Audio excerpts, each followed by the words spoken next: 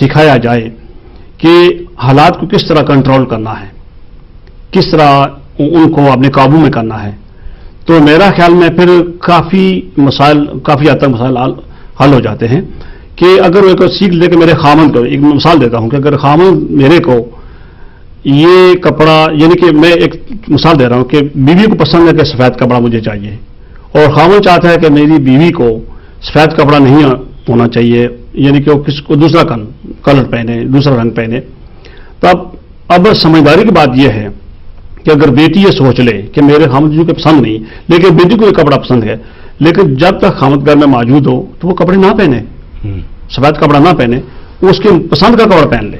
مطلب ہے کہ جب بیٹی کی پرورش اچھی ہوگی، وہ اچھی بیٹی ہوگی، وہ اچھی بہو بھی بنے گی، اچھی بیوی بھی بنے گی، اور اچھی ماں بھی بنے گی. بالکل سارا شرط ہے کہ بیٹی کی پرورش اچھی ہونی چاہیے. بالکل اچھی ہونی چاہیے. اچھا، تو وہ میری بات جاری اس کے اوپر یہ ہے کہ جب خامن گھر سے چلا گیا تو پھر وہ واپس سفید کپڑے پہن سکتی ہے اپنی پسند کے مطابق.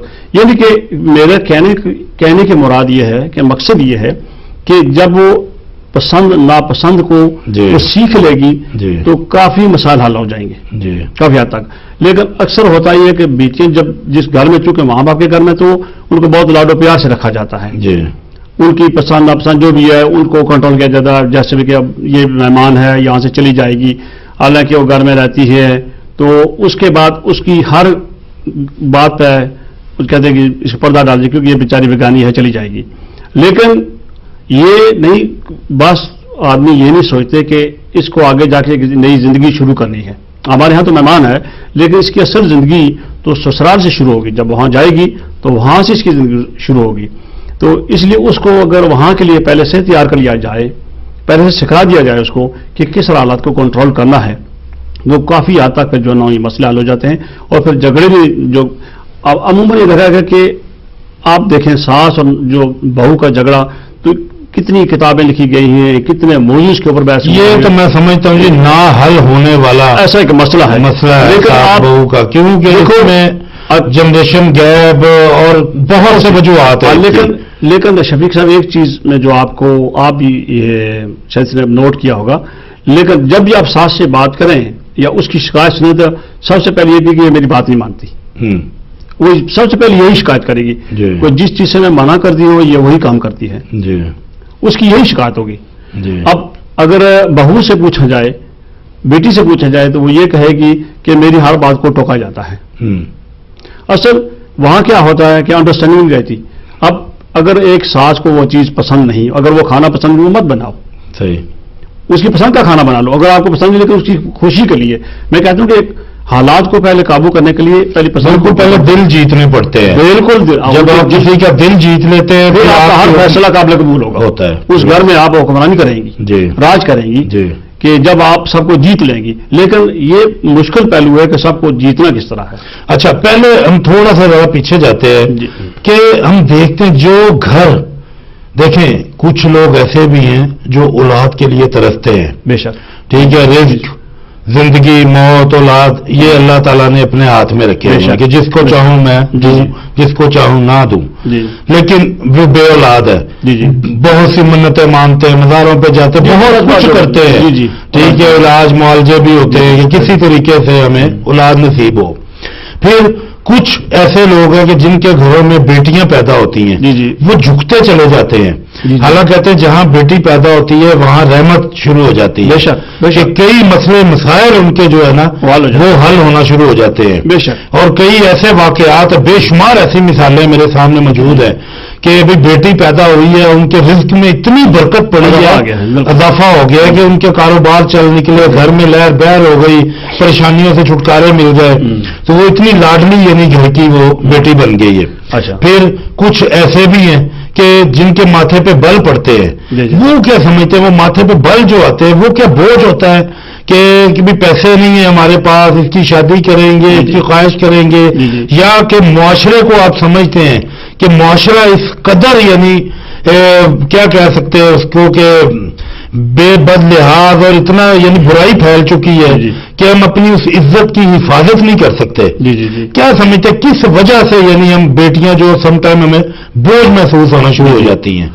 جی جی، اصل شفیق صاحب جہاں تک آپ نے یہ بات کی ہے نا، جو بل بڑھ جاتا ہے، جی پہلے تو میں سوچا ایسا نہیں ہونا چاہیے، کیونکہ بیٹی جب جس گھر میں آتی ہے نا، کوئی بھی انسان جب پیدا ہوتا ہے نا، تو پہلے اس کا رزق دنیا میں آ جاتا ہے، درست، سب اس کا پہلے رزق آتا ہے، اس کے بعد وہ آدمی آتا ہے، دنیا میں آتا ہے، اور بیٹی تو ویسے بھی رحمت بن کے آتی ہے اس گھر میں. جی تو یہ آدمی کی سوچ ہے، میں سمجھتا ہوں کہ وہ بڑے بدنصیب لوگ ہیں اور کم ظرف لوگ ہیں جو بل کہتے ہیں کہ بیٹی کیوں پیدا ہو گئی. جی میں چھوٹی سی ایک مثال دوں گا، یہ بالکل زندہ مثال ہے، پچھلے دنوں کی بات ہے کہ ہمارے خاندان کے اندر کہ ایک گھر میں بیٹی پیدا ہوئی اور وہ آدمی تقریباً 4-5 مہینے سے بیکار تھا، کوئی کام نہیں، کچھ بھی نہیں.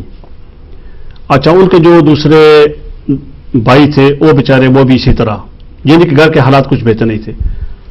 جیسا ہی بیٹی پیدا ہوئی ان کے گھر پہ تو رحمت، یہ زندہ مثال ہے، جی رحمت شروع ہو گئی کہ وہ آدمی کام اتنا مصروف ہو گیا، جس کے یہاں بیٹی پیدا ہوئی، جی جی وہ آدمی مصروف ہو گیا کہ ان کو اتنی فرصت نہیں، اتنا کام مل گیا ان کو.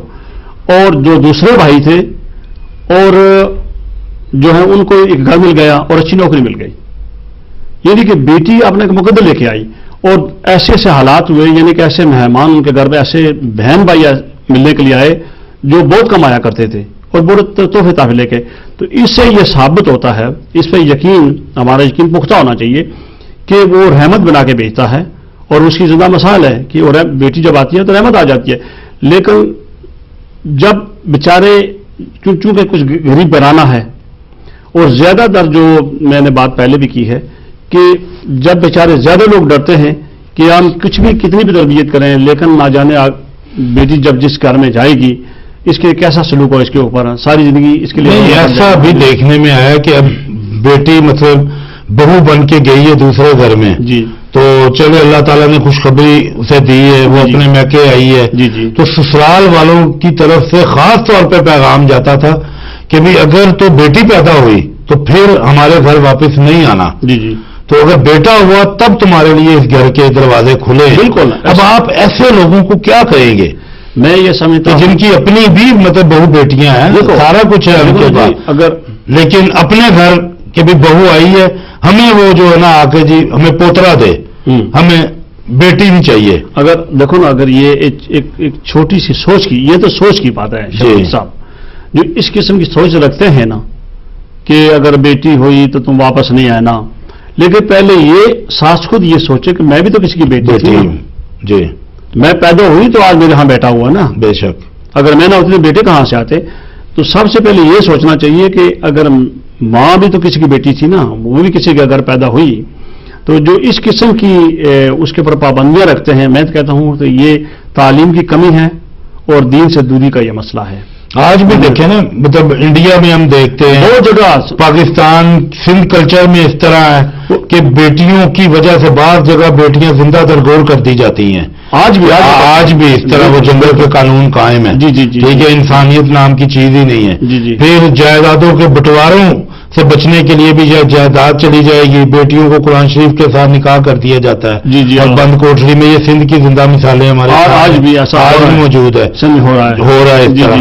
تو یہ دیکھیں یہ کتنا ظلم ہو رہا ہے، بہت ظلم اس رشتے کے ساتھ کہ جس کو اتنی اہمیت دی گئی ہے پاکیزگی کے حوالے سے اور ہر لحاظ سے، اس رشتے کے ساتھ یہ کتنا ظلم ہو رہا ہے. مجھے یاد آتا ہے ایک واقعہ، لاہور اندرون شہر کی بات ہے کہ وہاں ایک صاحب تھے بیچارے گورنمنٹ ملازم، تو سستے دور میں ان کی مطلب کوئی سمجھ لے 1500 روپیہ 1500 روپیہ ان کی تنخواہ تھی، تو 3 بیٹیاں ان کی. جی جی، ٹھیک ہے، اندرون شہر میں رہتے تھے. اب وہاں کا ماحول کلچر اس طرح کا تھا کہ دروازے کھول کے بیٹیاں باہر گھوم پھر نہیں سکتی تھی.